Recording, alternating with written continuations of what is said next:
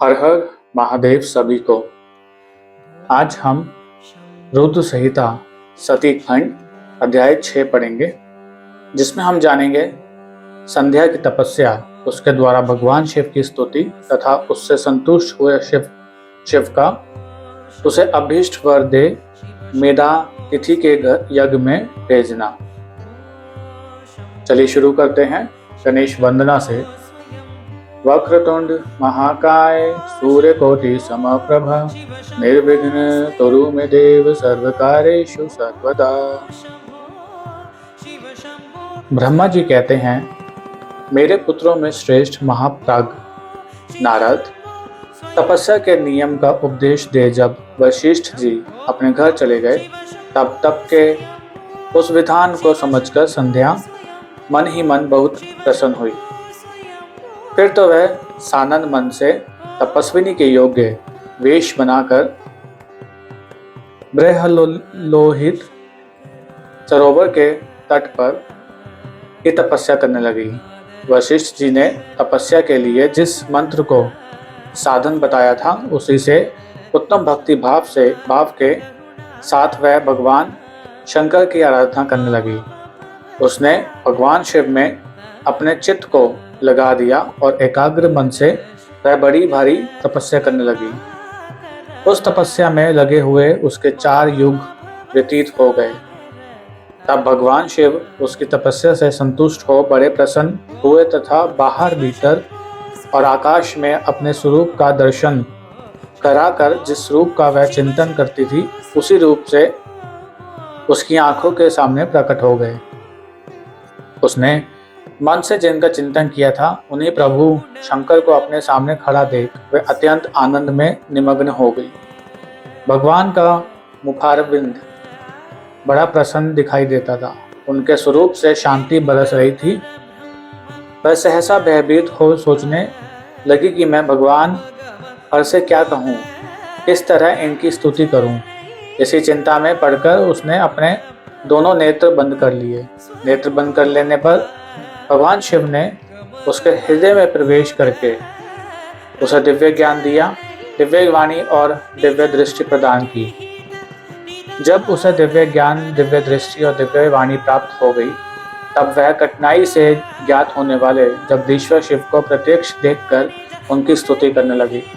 संध्या बोली, जो निराकार और परम ज्ञान गम्य है, तो ना तो स्थूल है ना सूक्ष्म है, और ना उच्च ही है ना जिनके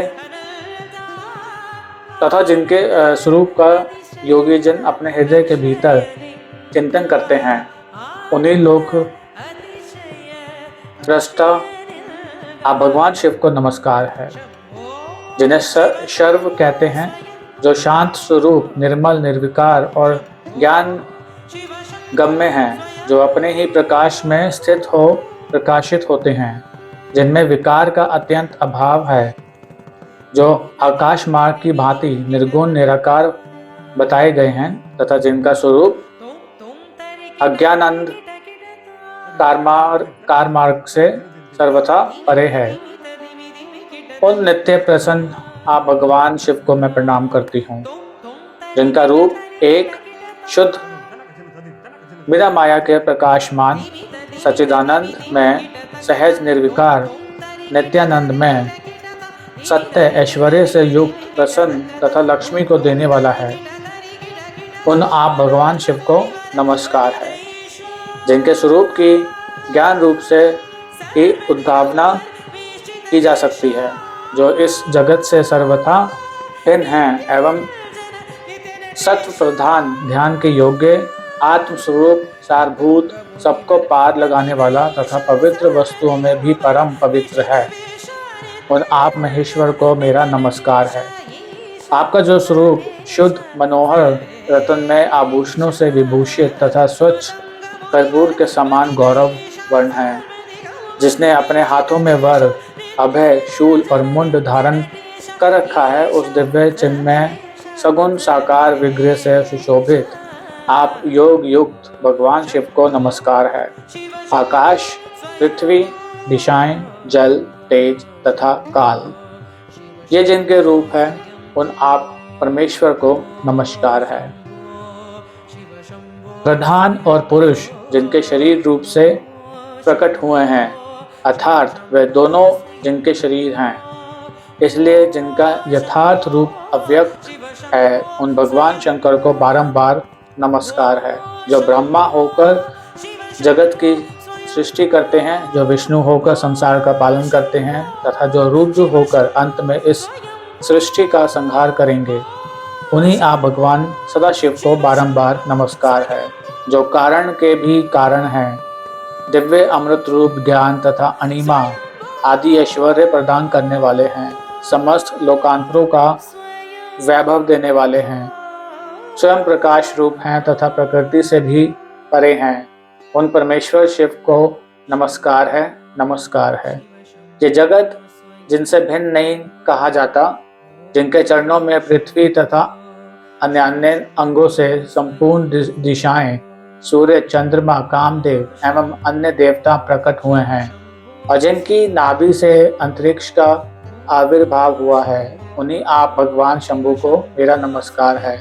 प्रभो, आप ही सबसे उत्कृष्ट परमात्मा हैं, आप ही नाना प्रकार की विद्याएं हैं, आप ही हर है मतलब कि संहार करता है, आप ही सद ब्रह्मा तथा पर ब्रह्मा हैं, आप सदा विचार में तत्पर रहते हैं, जिनका ना आदि है, ना मध्य है और ना अंत ही है, जिनसे सारा जगत उत्पन्न हुआ है तथा जो मन और वाणी के विषय नहीं है, उन महादेव जी की स्तुति मैं कैसे कर सकूंगी। ब्रह्मा आदि देवता तथा तपस्या के धनी मुनि भी जिनके रूपों का वर्णन नहीं कर सकते, उन्हीं परमेश्वर का वर्णन अथवा स्तवन मैं कैसे कर सकती हूँ। प्रभो, आप निर्गुण हैं, मैं मूढ़ स्त्री आपके गुणों को कैसे जान सकती हूँ। आपका रूप तो ऐसा है जिसे इंद्र सहित संपूर्ण देवता और असुर भी नहीं जानते हैं। महेश्वर, आपको नमस्कार है, तपों में आपको नमस्कार है। देवेश्वर शंभो, मुझ पे प्रसन्न होइए, आपको बारंबार मेरा नमस्कार है। ब्रह्मा जी कहते हैं, नारद, संध्या का यह स्तुतिपूर्ण वचन सुनकर उसके द्वारा भली भांति प्रशंसित हुए भक्त वत्सल परमेश्वर शंकर बहुत प्रसन्न हुए। उसका शरीर वल्कल और मृग चर्म से ढका हुआ था, मस्तक पर पवित्र जटाजूट शोभा पा रहा था। उस समय पाले के मारे हुए कमल के समान उसके कोमलाए हुए मुंह को देखकर भगवान हर दया से द्रवित हो उससे इस प्रकार बोले। महेश्वर ने कहा, भद्रे, मैं तुम्हारी इस उत्तम तपस्या से बहुत प्रसन्न हूँ। शुद्ध बुद्धि वाली देवी, तुम्हारे इस स्तवन से भी मुझे बड़ा संतोष प्राप्त हुआ है। अतः इस समय अपनी इच्छा के अनुसार कोई वर मांगो, जिस वर से तुम्हें प्रयोजन हो तथा जो तुम्हारे मन में हो, उसे मैं यहाँ अवश्य पूर्ण करूँगा। तुम्हारा कल्याण हो, मैं तुम्हारे व्रत नियम से बहुत प्रसन्न हूँ। प्रसन्नचित्त महेश्वर का यह वचन सुनकर अत्यंत हर्ष से भरी हुई संध्या उन्हें बारंबार प्रणाम करके बोली, महेश्वर, यदि आप मुझे प्रसन्नता पूर्वक वर देना चाहते हैं, यदि मैं वर पाने के योग्य हूँ, यदि पाप से शुद्ध हो गई हूँ तथा देव, यदि इस समय आप मेरी तपस्या से प्रसन्न हो, तो मेरा मांगा हुआ यह पहला वर सफल करें। देवेश्वर, इस आकाश में पृथ्वी आदि किसी भी स्थान में जो प्राणी हैं, वे सब के सब जन्म लेते इस काम भाव से युक्त ना हो जाएं। नाथ, मेरी सकाम दृष्टि कहीं ना पड़े। मेरे जो पति हो, वे भी मेरे अत्यंत सुहृद हो। पति के अतिरिक्त जो भी पुरुष मुझे सकाम भाव से देखे, उसके पुरुष तत्व का नाश हो जाए, वह तत्काल नपुंसक हो जाए। निष्पाप संध्या का यह वचन सुनकर प्रसन्न हुए भक्त वत्सल भगवान शंकर ने कहा, देवी संध्या सुनो। भद्रे, तुमने जो जो वर मांगा है वह सब तुम्हारी तपस्या से संतुष्ट होकर मैंने दे दिया। प्राणियों के जीवन में मुख्यतः 4 अवस्थाएं होती है। पहली शेषवावस्था, दूसरी कुमारावस्था, तीसरी यौवनावस्था, चौथी वृद्धावस्था। तीसरी अवस्था प्राप्त होने पर देहधारी जीव काम भाव से युक्त होंगे। कहीं कहीं दूसरी अवस्था के अंतिम भाग में ही प्राणी सकाम हो जाएंगे। तुम्हारी तपस्या के प्रभाव से मैंने जगत में सकाम भाव के उदय की ये मर्यादा स्थापित कर दी है, जिससे देहधारी जीव जन्म लेते ही कामासक्त ना हो जाएं। तुम भी इस लोक में वैसे दिव्य सती भाव को प्राप्त करो जैसा तीनों लोकों में दूसरी किसी स्त्री के लिए संभव नहीं होगा। पानी ग्रहण करने वाले पति के सिवा जो कोई भी पुरुष सकाम होकर तुम्हारी ओर देखेगा वह तत्काल नपुंसक होकर दुर्लभता को प्राप्त हो जाएगा। तुम्हारे पति महान तपस्वी तथा दिव्य स्वरूप से संपन्न एक महाभाग महर्षि होंगे जो तुम्हारे साथ 7 कल्पों तक जीवित रहेंगे। तुमने मुझसे जो वर मांगे थे वे सब मैंने पूर्ण कर दिए। अब मैं तुमसे दूसरी बात कहूँगा जो पूर्व जन्म से संबंध रखती है। तुमने पहले से ही ये प्रतिज्ञा कर रखी है कि मैं अग्नि में अपने शरीर को त्याग दूंगी। उस प्रतिज्ञा को सफल करने के लिए मैं तुम्हें एक उपाय बताता हूँ, उसे निसंदेह करो। मुनिवर, मेधा तिथि का एक यज्ञ चल रहा है जो 12 वर्षों तक चालू रहने वाला है। उसमें अग्नि पूर्णतः प्रज्वलित है। तुम बिना विलंब किए उसी अग्नि में अपने शरीर का उत्सर्ग कर दो। इसी पर्वत की उपत्यका में चंद्रभागा नदी के तट पर तापसाश्रम में मुनिवर मेधा तिथि महायज्ञ का अनुष्ठान करते हैं। तुम स्वच्छंदता पूर्वक वहां जाओ।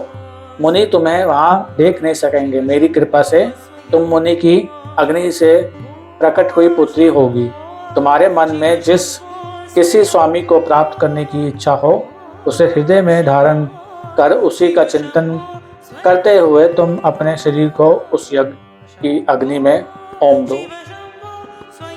संदेह, जब तुम इस पर्वत पर 4 युगों तक के लिए कठोर तपस्या कर रही थी, उन्हीं दिनों उस चतुर्युगी का सतयुग बीत जाने पर त्रेता के प्रथम भाग में प्रजापति दक्ष के बहुत सी कन्याएं हुई।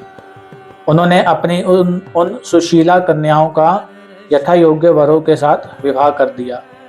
उनमें से 27 कन्याओं का विवाह उन्होंने चंद्रमा के साथ किया। चंद्रमा अन्य सब पत्नियों को छोड़कर केवल रोहिणी से प्रेम करने लगे। इसके कारण क्रोध से भरे हुए दक्ष ने जब चंद्रमा को शाप दे दिया तब समस्त देवता तुम्हारे पास आए, परंतु संदेह तुम्हारा मन तो मुझ में लगा हुआ था। अतः तुमने ब्रह्मा जी के साथ आए हुए उन देवताओं पर दृष्टिपात नहीं किया। तब ब्रह्मा जी ने आकाश की ओर देखकर और चंद्रमा पुनः अपने स्वरूप को प्राप्त करे ये उद्देश्य मन में रखकर उन्हें शाप से छुड़ाने के लिए एक नदी की सृष्टि की जो चंद्र या चंद्रभागा नदी के नाम से विख्यात हुई। चंद्रभागा के प्रादुर्भाव काल में ये महर्षि मेधातिथि यहाँ उपस्थित हुए थे। तपस्या के द्वारा उनकी समानता करने वाला ना तो कोई हुआ है, ना है और ना होगा। उन महर्षि ने महान विधि विधान के साथ दीर्घ काल तक चलने वाले ज्योतिष्टों में नामक यज्ञ का आरंभ किया है। उसमें अग्निदेव पूर्ण रूप से प्रज्वलित हो रहे हैं। उसी आग में तुम अपने शरीर को डाल दो और परम पवित्र हो जाओ। ऐसा करने से इस समय तुम्हारी वह प्रतिज्ञा पूर्ण हो जाएगी। इस प्रकार संध्या को उसका हित का उपदेश देकर देवेश्वर भगवान शिव वहीं अंतर्धान हो गए। अध्याय 6 संपूर्ण। नमः पार्वती पते। हर हर महादेव। सभी को हर हर महादेव। जय शिव शंकर।